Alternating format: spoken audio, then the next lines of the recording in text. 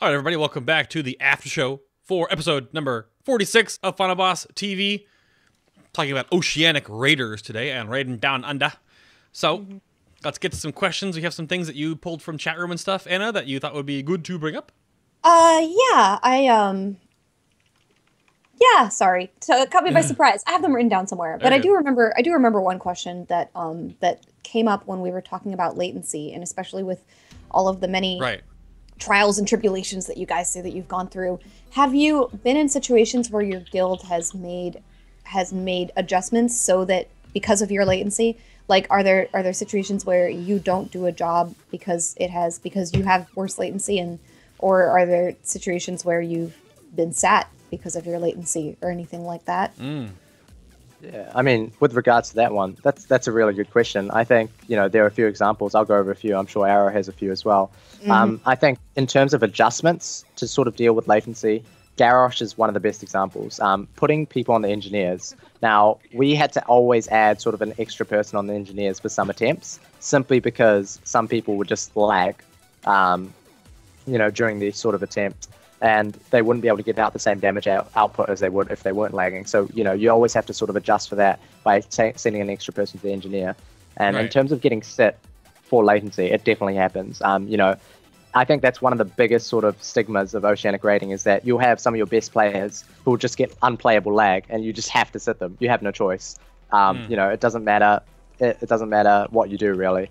They just have to be sat. So it definitely does affect us in that way. I'm not sure if Arrow has any specific examples. Yeah, anything about... So the ball's in my court. Okay, so... Yeah. Okay, so I already mentioned the part about Garrosh, right? Like about, pre-moving stuff, pre-disengaging the weapon, stuff like that. That's definitely one of the things, that you have to do. Because you talked about, about having to compensate for the ping. So, yeah, I guess... that, like pre-moving things that are gonna come, and also I think I don't really remember anything that I got set for because of my ping. Like there wasn't really anything. Like for example, on progression, okay, I remember one example on spoils. There's this ad.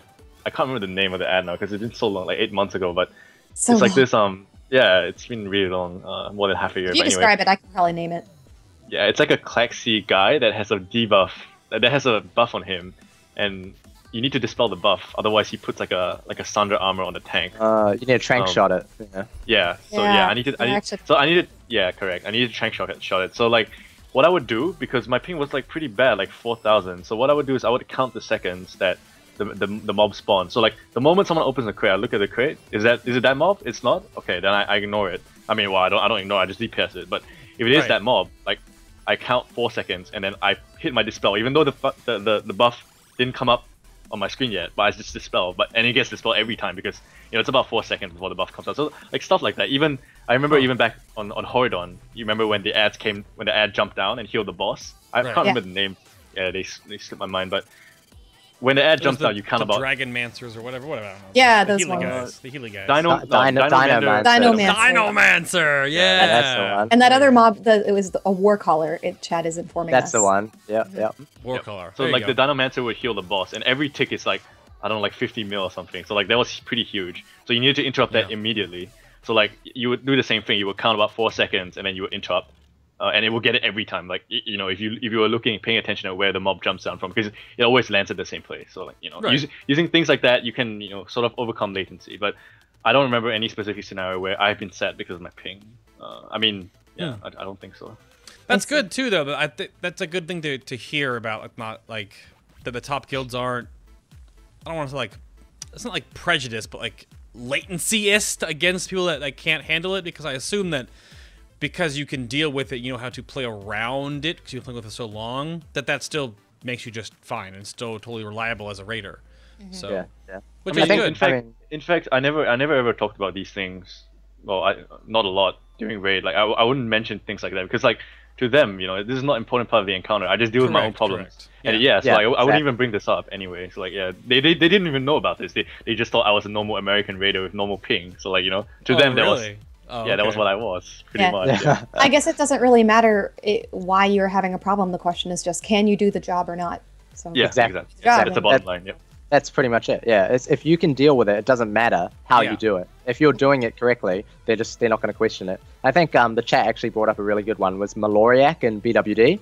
Oh, the Lightning Storm. Lightning Storm. Ooh, yeah. That on Oceanic latency is insane. Like, because I remember you would have the fire phase, right? And then you'd get that AoE breath, and then you'd get the Lightning Storm during the fire phase. If someone if you got a tick of that on Heroic, it would like instantly wipe the raid. So I mean, I don't remember it being an issue for us, but I can imagine, you know, if the servers are bad and Australia's having bad net, that would just be a whole night of wipes, pretty much. So yeah, it's some stuff like that which had to be interrupted straight away. You know, Arcane Annihilator on Omnitron was another good one, I think. Ooh, okay. Or what's the Nefarian? That was a really fast interrupt. Yeah, that was a fast one as well. It was like 1.2 seconds or something. But Nefarian's one, Blast Nova, or was it Blast Wave on the platforms? Yes, on the platforms, Blast Wave, the three guys.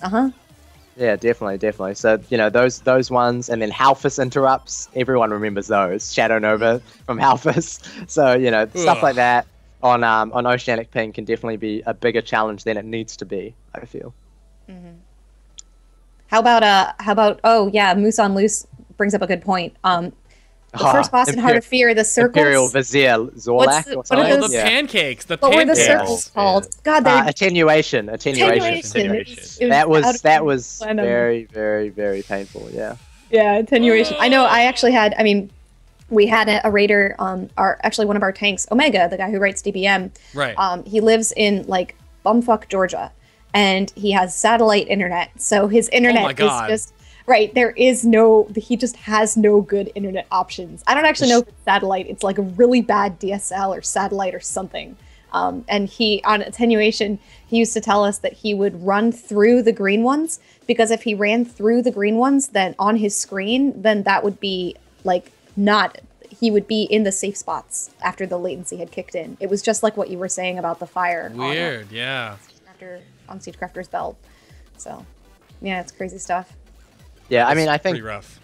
Yeah, on Siegecrafter is a lot of problems. Yeah, sorry, with Oceanic latency as well. Like, sometimes you just fall on the belt and you just die, like, because the fire ticks hadn't come through yet because of the ping. So I mean, it can get ridiculous at times. I wanted to say, like, I don't think all these things that we're talking about, having to deal with latencies is specific to Oceanic raiders. They're also specific to American raiders, because even things like precasting healing, like, that's also a skill for healers that you would do anyway, even if you had 0 MS, because the skill takes time to cast. So like, if you know when a boss is going to do a hard hitting ability on a tank, you would precast a heal on him. Yeah, like, you would do that anyway, even if you were not raiding an Oceanic, like things like that. Like, even I would like to point out, like, a really, really unforgiving boss was Thok. Thok was like super crazy. I play a hunter, so that's not a problem for me, but I also play healers, and I know that in between the casts, like, when he gets more than 10 stacks, he does the roar pretty often, and if you don't have Dio Aura, like, you can't really cast. So like, as an Oceanic raider, like, when he does the thing, when he does the roar, like, you would start casting like 0.2 seconds before he does the roar, and then you wouldn't get interrupted, but like, you had to cast before he does the roar. Otherwise, if you cast after he does the roar, like, you would get interrupted because of the ping, pretty much. So like, that's not only applicable to healers, it's also applicable to DPS. Like, if a mage wants to get like a quick scorch in, or like a shaman wants to cast something, like, they have to do that as well. That's something that Tekniqz knows about, I'm sure. Yeah, that's a really good example, actually. Thok is like, if you're looking to, because pretty much everyone effectively on Thok is cancel casting, unless you have an exceptional amount of haste, like 60% or something, I don't even know. But for an ally shaman, you're pretty much cancel casting most things, or you're waiting till the screech finishes to start your next cast. So I mean, if you're not right on the money, like, as soon as it's finished, you're already, you've, like Arrow said, there's 3 steps. The server's already sort of replied to you and said you're casting. It pretty much interrupts you every time, which is a bit of a pain, but there's nothing. Yeah, I don't even want to think about Heroic Thok. Yeah. Nobody wants to think about any of those fights anymore. We're just going to pretend that. We're just going to pretend. We're looking forward to the future now. Yeah, to the future. Yeah, definitely. Mm-hmm. So anything else? Does chat room have any questions? Of course, you can always tweet at FinalBossTV if you have questions for us during the live show, especially during the after show part. Link is down below, of course. And if you have questions about the alpha that you want specifically answered for the show next week, then send them over to the Ask a Boss part on FinalBoss.tv, with your subject line just being for alpha questions, because we're doing the alpha sort of first impressions Q&A live thing with Trekkie, Anna, myself, and one other person next week. Got to figure out who else wants to be on the show. Yeah. It's going to be really fun because everyone's been in alpha or just completely immersing themselves in alpha coverage for the last couple of weeks now, and we really want to be able to address that with the show, so it'll be a really fun show. I streamed 7 days of the last 11 I've had alpha with alpha coverage, answering questions and doing things. Again, today after the after show, I'm going to take a short break and come back about 8:30 Eastern and finish up with DK. Probably take about an hour and a half to do all 3 DK specs. So, yep. Chat commented on my coffee. Yes, I got home right before the show, so I made the coffee and I left it on the counter. I made the French press, and then at 45 minutes into the show, we took a commercial break, and I pushed down the plunger and I put it in the freezer so it would get cold. So finally, I have my coffee, and I'm a much happier person now. Is it really good? Than I was an hour and a half ago. Yeah. It's very good. Thank you.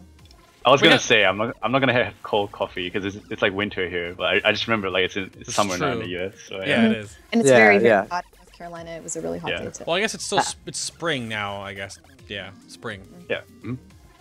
I have a question for you guys. Are either one of y'all in the alpha at this point? I think Arrow has one, and I'm getting one shortly. I think I'm expecting one sort of this week, end of next week. But Arrow is in the alpha. Am I right, Arrow? Yeah, that's correct. Yes. Yeah. How have you been finding it? Well, I pretty much I just did garrison stuff, and then I just went back to Orgrimmar. Yeah, I just went back to Orgrimmar, hit the dummies, and I had to log off. There's not really much to do on the alpha unless there's really not much to do. Right now, It's very small. Yeah. People unless you wanna test every single class, like what Bay is doing. Well, that's what I'm doing. Yeah. Every single class, every single spec, and looking at what changes and reading spell tooltips and seeing what looks differently. So this is cool little graphical stuff you got for hunters, right? Your new ice trap looks awesome. Your new explosive trap looks awesome. And marksman is going to be the cruise control for DPS with all 4 buttons. Yeah. Yep. Easiest spec in the game. So easy. So there's been some classes where I've been doing stuff around right now, and subtlety rogue has still scared the pants off of me. Yeah. That was the there are scariest. A lot of things to manage. Yeah. But everything else since then has been really easy. Marksman Hunter though, I literally laughed about. I was like, this is all you do? This is it? This is 4 buttons. Hopefully they include some kind of skill factor in that spec. Otherwise, you're just gonna be, I don't know, that spec is so easy. You just sack your pet or whatever, and then you just stand there and just blow things up. Yeah. Yep, pretty much. Yep. I'm also pretty sad that it's only Horde. There's no Alliance. I don't know why they started with Horde first.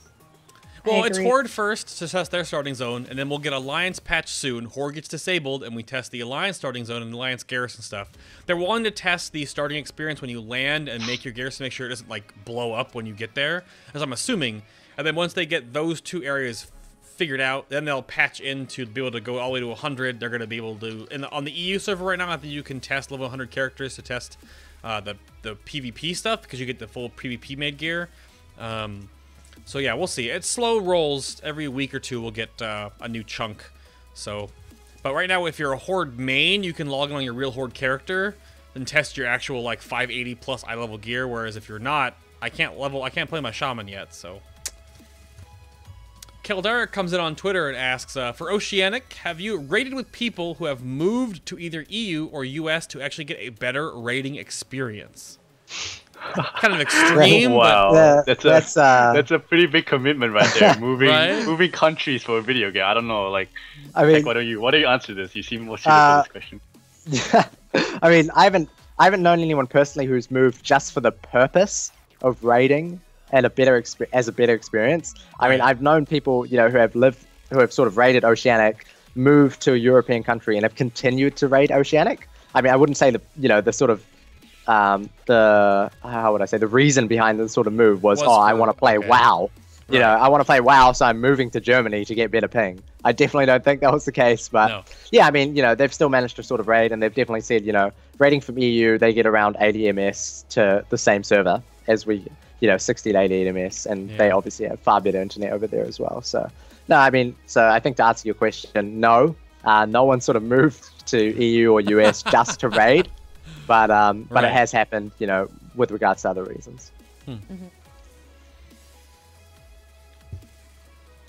I don't know. We'll see if any other questions come in here out of chat. I mean, I've got one, I guess, for you guys, since it's a question that I always ask all of our people who come on the show. Yeah. With the exception of Lei Shen, who's not an acceptable answer. Not anymore. No. What was your? Well, because everyone says Lei Shen. What was your favorite boss this expansion? Ooh, I'll go first on that one. I think it's a very, very difficult toss-up between Siegecrafter Blackfuse. I really like Siegecrafter. You know, exceptional fight in terms of you have the belt team, you have the team on the ground, you have the shredder sort of mechanic to deal with for your tanks. Everyone has something to do. You know, the healers have to arrange mechanics, healer CDs around each sort of pulse from the shredder, which is always great as well. So the whole fight is very fluid. It's all about decision making. You can approach it a different number of ways. I think the best way to sort of look at that is just look at the first 3 guilds that killed it. They all killed it a different way. Method used their own strat. Blood Legion killed drills. Midwinter killed mines. Like, you watch their videos, it's just completely different. And it's actually crazy how many different strats you can adopt for that boss. So I think I'm going to go with Siegecrafter. Yeah, definitely my favorite boss.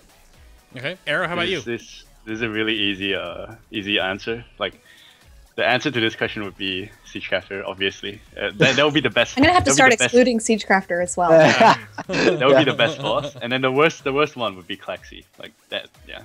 Oh, yeah. I couldn't stand that fight. I mean, I thought objectively it was kind of a cool design, but doing it from melee range is just the most frustrating thing ever. And if I couldn't see any spell graphics, I think I would actually really enjoy that fight in melee range, because it's actually kind of neat to, you know, have to dodge stuff and be challenging and such, but doing it in a raid of 25 people is just not fun. Not fun. Yeah. Not fun. I actually did, on my last stream this week, I actually did Siege of Orgrimmar on the FinalBossTV stuff, and they asked me to do live commentary as I raided, to like see what my thought process was and whatever. So I live commentated on Paragons, and I don't think I've ever talked that much in such a short amount of time ever. Like, literally so much. And I have to, like, deal with all the mechanics, talk about all of them, what I'm going to do them, and what the raid is doing. It's a pretty crazy fight. I mean, for what it is, it's fine. But, yeah, it's a little bit overloaded, especially with all the stupid little graphics and the dumb dome the guy puts up and stuff, so...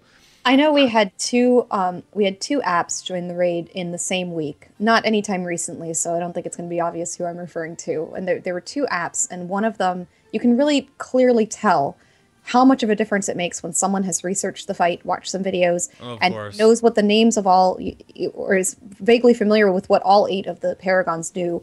And then it's like, okay, what order do you kill them in?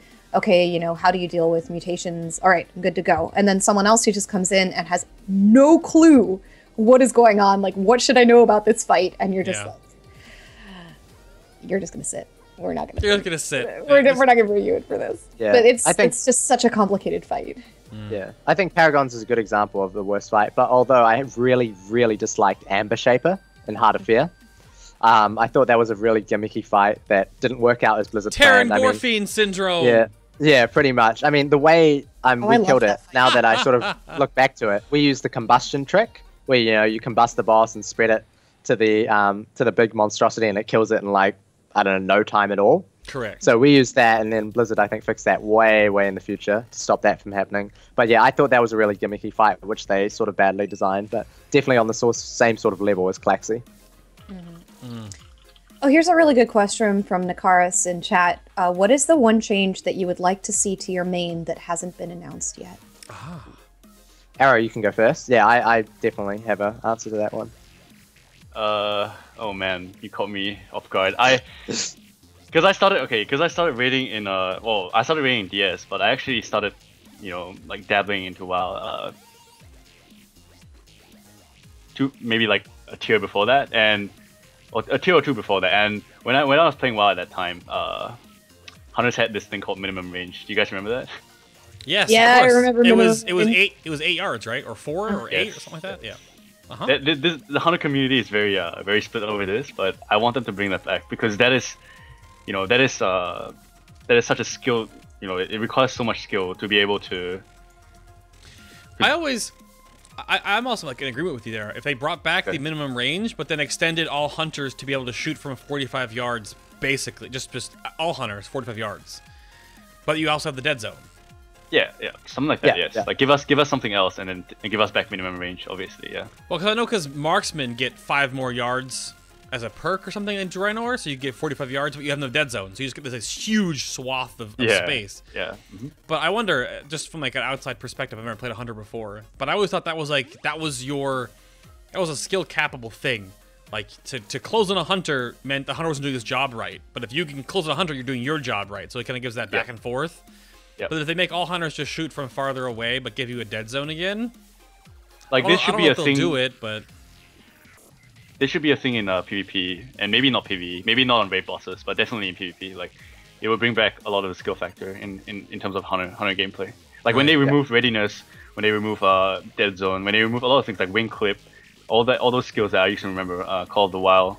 When they remove all those things, it's just like they remove a lot of like the skill factor, like the skill cap on hunters. They just removed it. Yeah. Yeah, so that's a change I want to see, I guess. That's not a very good change. I mean, I'll get a lot of mixed opinions about this. Like, tweet it's okay. I have many changes that I would want to see to my class that are not changes that everyone would want. So. Yeah. I just want Earthshock back, but whatever. Go ahead, Tech. What are you thinking for Elemental Shaman? Well, I mean, okay, there's two for me. One has already happened, so I really dislike moving Lightning Bolt. So I'm one of those people who played Ali back in the day when we didn't have that, and I really enjoyed min-maxing movement. That's one thing for me. That's a huge sort of, passion of mine, or, that makes me still play the game, is min-maxing my DPS on my character. So min-maxing movement was a huge thing for me, and just adding moving Lightning Bolt, and, the fact that now, as Ali, effectively, if you get Lava Surge procs, you never have to not move. You can be dancing and still doing your rotation, pretty much, right? So I really dislike that fact. I think that movement is a big part of the game, and that you should be planted for some of the time. So that change has come through, and I'm really happy about that.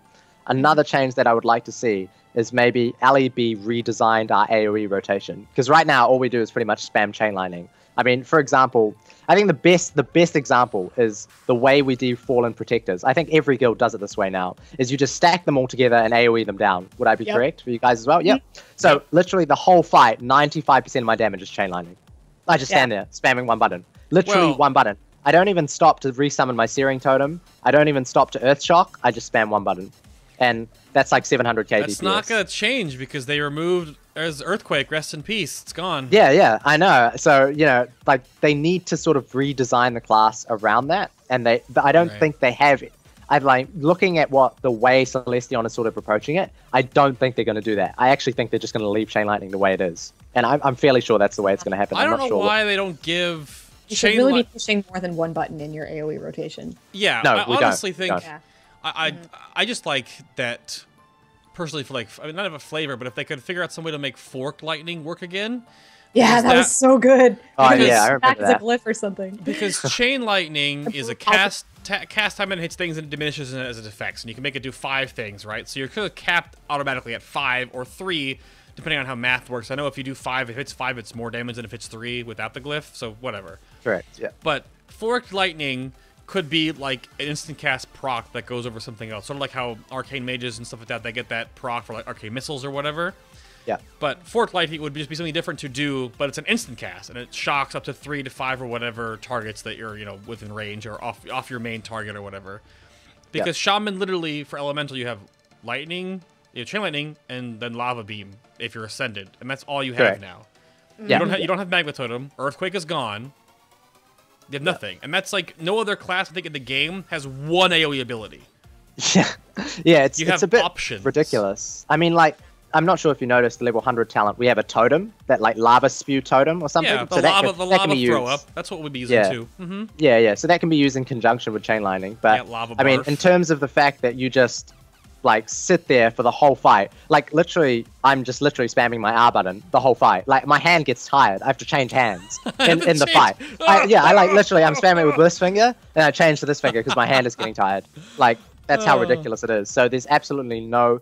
It's literally like saying, okay, I'm just going to hope for my trinket procs. I'm just looking at my screen and be like, okay, come on, trinket, come on, trinket, come on, trinket, and hope I get it at the right time. That's it. My thoughts would be to make fulmination for Elemental Shaman work differently, that you can either fulminate at 9 stacks with an Earth Shock for single target damage, or give Elemental Shamans Forked Lightning, and you can fulminate Forked Lightning at only 9 stacks to shock instantly as an AoE shock, basically, which would be Chain Lightning. I mean, which would be Forked Lightning. Because that's a shaman spell, was Forked Lightning. That's very Warcraft 3. But you know, just to give you something else to do with fulmination, because all it is right now is a single target. You wait until you get 9. I guess the perk goes to 9. Right now it's only 7. 7, yeah. So it's all you do. You wait for it to go to 7. You hit Earthshock. There's like no gameplay there. So I have an option to use a single target versus a multi-target instant on fulminating, because fulminating you get charges from Lightning Bolt and Chain Lightning, right? Yeah, definitely. So, I think that is definitely a good element of gameplay. You should talk to Celestia and add that in, because I feel like that. Chad! No, I was kidding. He's got him locked in the closet. That's what I think every time I hear you go, Chad. I'm like, did he like kidnap a dev and have him like chained to a computer somewhere? If I see that change come through tomorrow, we'll know. We'll know how it happened. I mean, give credit to Bay in the tooltip. The yelling at Chad thing started with the alpha testing for night 1 when all the footprints were bugged when I was testing alpha. On the Final Boss YouTube, you can go check out, link down below, for Alpha Boss number 1. It's like almost 10 minutes long of me yelling at Celestalon because all of the footprints are bugged in the game. The footprint of your character would match the footprint of the mount you're riding on. So yeah. Oh yeah, we all saw that's where the Chad yelling came from. If you missed it, if you don't know the inside joke there. So yeah, those elemental changes. It's really interesting to hear you say that, because moving wall casting is something that really angers people a lot when it's taken away. But I've heard that from multiple elemental shamans who play at a high level, that they feel like adding moving wall casting and moving wall casting Lightning Bolt in particular just had a very negative impact on the game as a whole, and they're glad to see it.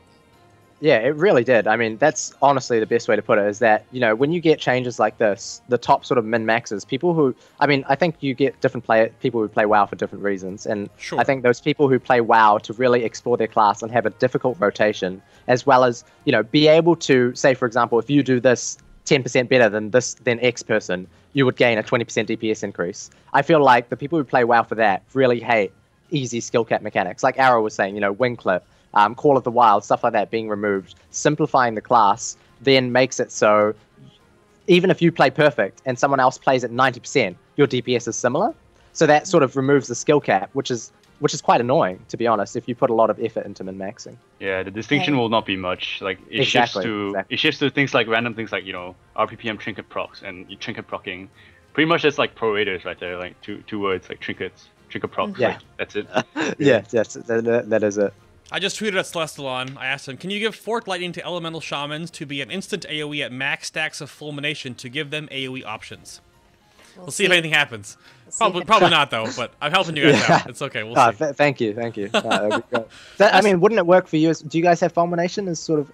No. Our AoE stuff for enhancement is actually they're buffing the poo out of Magma Totem, and they're already giving us the baseline reset from Flame Shocks to Lava Lash spreading, so we can spread Lava Lash more. Oh wow! And giving us a glyph that Lava Lash spreads further than it normally does now. So I think enhancement AoE we have our rotation because of spreading Lava Lash with Flame Shock, and then Fire Novaing that, and then putting down Magma Totem if it's worth it. We have options now, but you guys have one button. Which owns. I mean, out of curiosity, I mean, in our guild, just going off Garrosh ads at the start is the best way to sort of judge AoE. Yeah. How well do you burst on those? What, 2 million are you looking at as an enhancement shaman?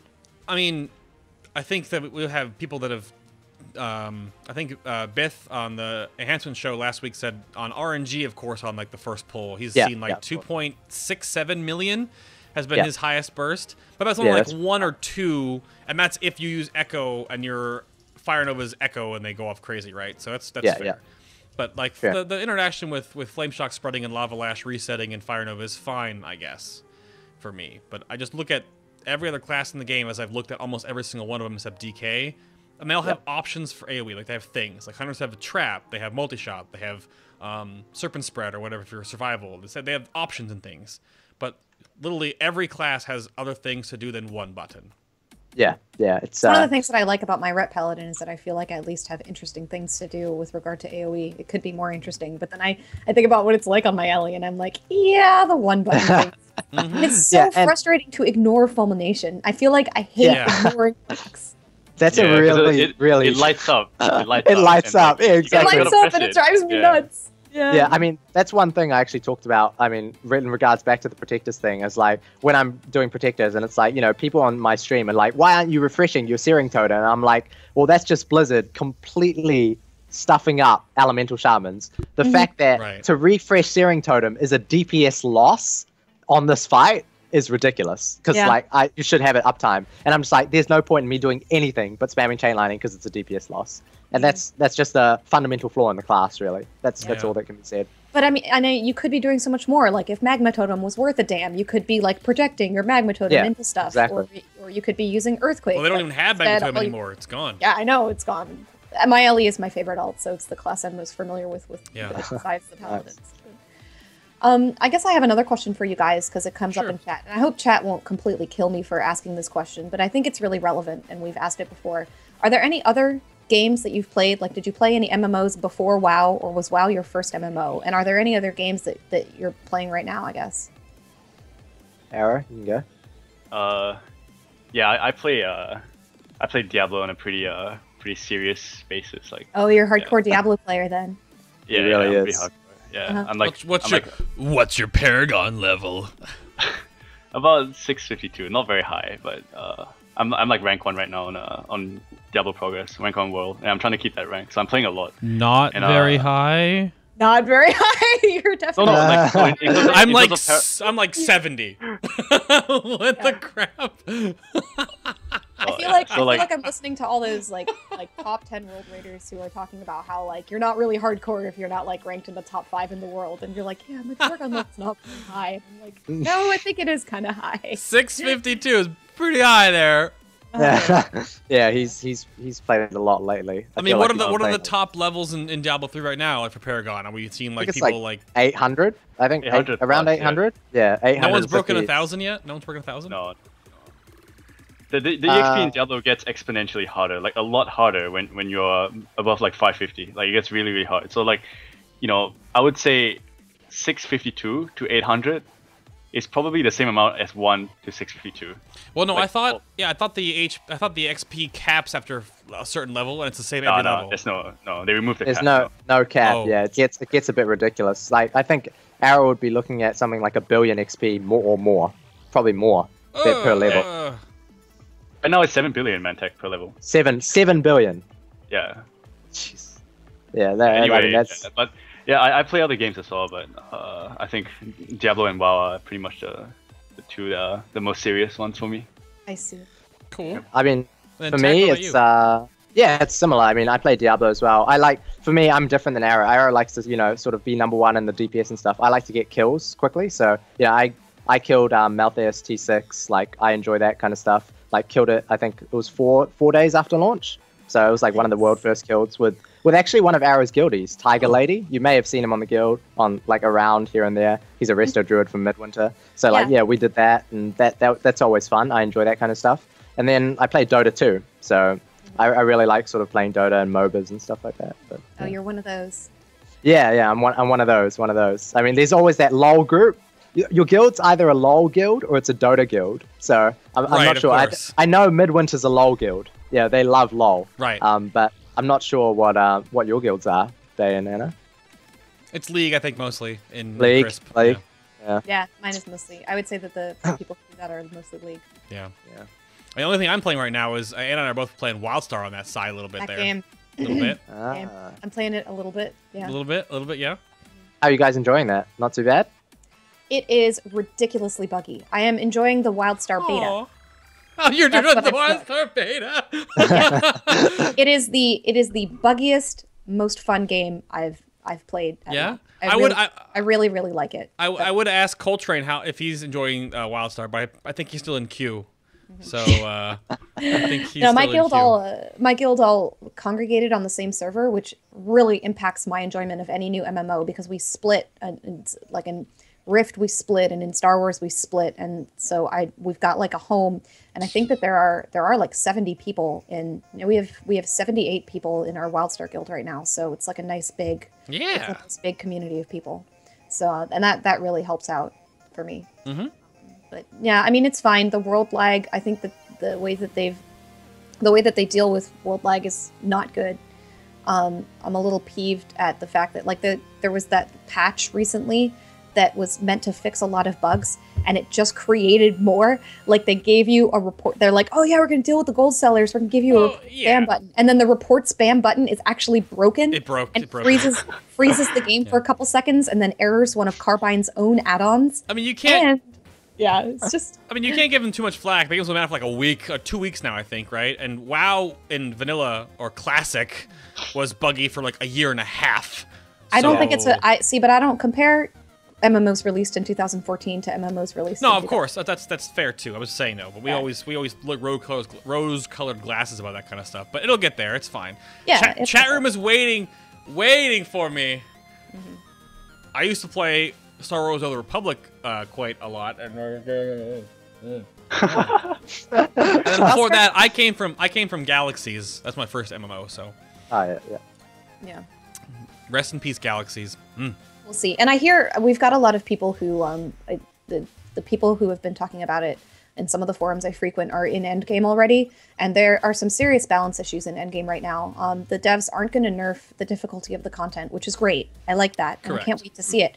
But some of the adventures and the 5-mans are bugged so hard that you cannot actually achieve the gold medals. Brutal tried the same adventure 3 times, and each time like the timer would just end when it has like a minute left when they're killing this mob to get an actual objective, and the timer goes away and they fail.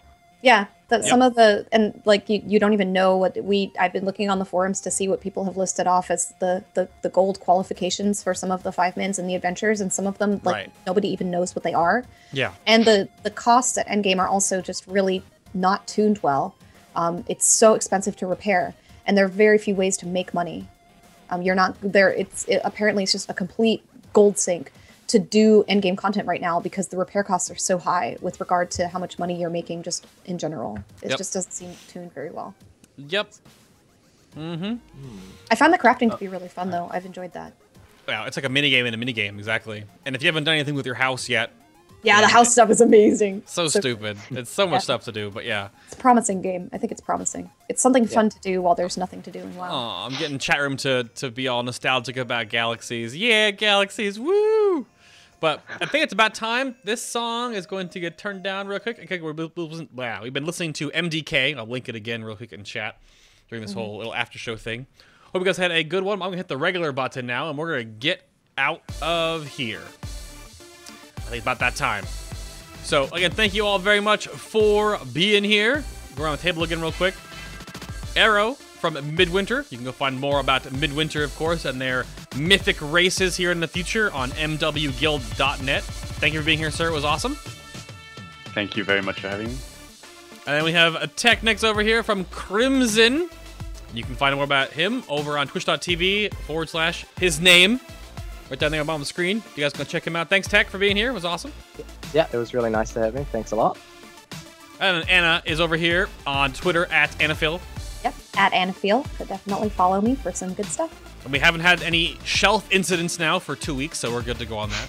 Yep, I'm actually going to mount my my microphone on this little shelf after the show, so let's hope that I don't have any more shelf incidents with expensive things falling onto the ground. Yes, please no. Yeah, I don't think the microphone would react as well as the stuffies. Yeah, that would not be. Don't worry, that one's getting bolted into the wall with 6 screws. So. And of course, all my social stuff's over here at twitch.tv, BayTLM. Of course, you'll find me playing stuff over there that's not WoW related. Otherwise, it's WoW related. I will be right here on FinalBossTV. Again, today in about an hour and a half or so, we're going to come back online and do the rest of the alpha first impression stuff with all the classes and specs. We have DKs left, so Frost, Blood, and Unholy. If you want to hang out with me and do some question and answer and stuff like that for the rest of the classes, you can go do that. And of course, if you've missed any of my alpha streaming that I've done, 7 nights of it so far, all of the VODs are right here on FinalBossTV, night 1, 2, 3, 4, 5, 6, and 7. And there's notes down here about which we talk about in each episode and what we go through. It's basically looking at every single spell effect, looking at things that look different, reading things that are changed, looking at what's been pruned. So Blading Celestalon, of course, night 1. But you can go check those out again on the website. But if not, you can come back in tonight, and of course we'll be testing more alpha and more alpha as the cycle rolls forward. So thank you all again for watching. We'll see you next week with our actual constructed alpha first impressions and feedback Q&A live episode with Trekkie, and one of the guests, Anna and I myself, will be, of course, here. So we'll see you for that, same time at 4 p.m. EST, 10 p.m. CEST. Those in Europe. And what time was the show this morning for you guys? Started around 8 o'clock. In the morning. 8 a.m. New Zealand. Yeah. 8 a.m. New Zealand. 8 a.m. So New it will be Zealand. 6 a.m. 6 a.m. for Australian, yeah. So there you go. So we had a lot of Aussies in the chat who had woken up at 4:35 a.m. You guys are so awesome. Oh my goodness. Yeah. So awesome. But we'll see you here next week, of course, on FinalBossTV. For everyone behind the scenes, thank you very much for watching. I'll see you in a little bit. And we'll see you in the YouTube comments. Have a great week, guys. And bye. Bye, bye, bye. Text, say bye. Arrow. Bye. See you, mate. Bye. See you, mate. Good night, mate. Good night. Shrimp on the barbie. Much up. Yeah, it's not bad. That is Pretty good terrible. impersonation there. That was Oh my pretty God. awful. Dude, I was trying to